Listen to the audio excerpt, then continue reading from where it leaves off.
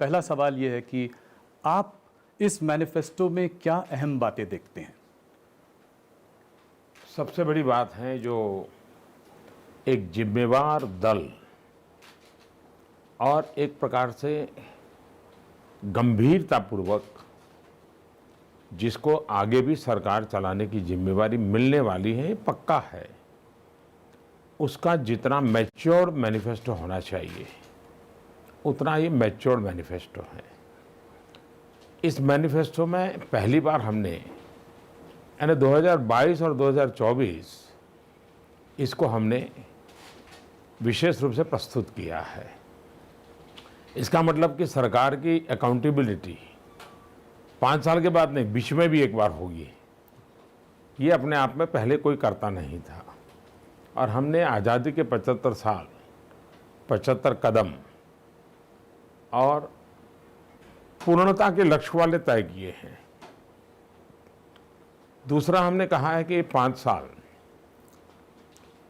देश का वो फाउंडेशन तैयार करेंगे जो आज़ादी के 100 साल होंगे तब देश को कहाँ पहुँचाना है।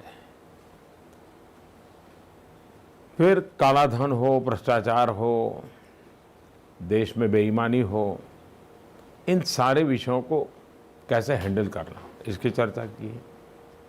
राष्ट्रीय सुरक्षा के संदर्भ में सभी मसलों पर हमने, और वो एक मुद्दा ऐसा है कि जहां हमारे पहले जितने मैनिफेस्टो आए उन्होंने देश के साथ घोर अन्याय किया है।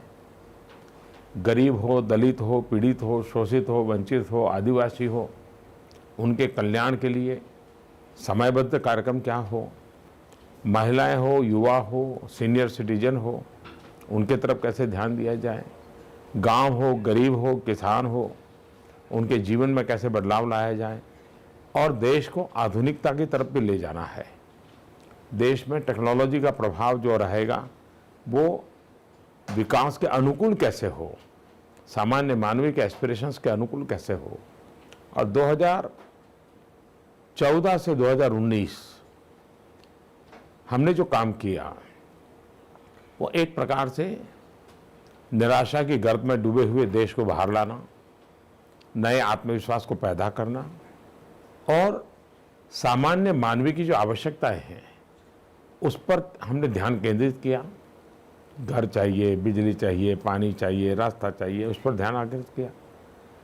आने वाले 5 वर्ष, बीते 5 वर्ष आवश्यकता की पूर्ति के थे, तो आने वाले 5 वर्ष सामान्य मानवीय की आकांक्षाओं को ताकत देने के हैं, उन आकांक्षाओं के लिए अवसर देने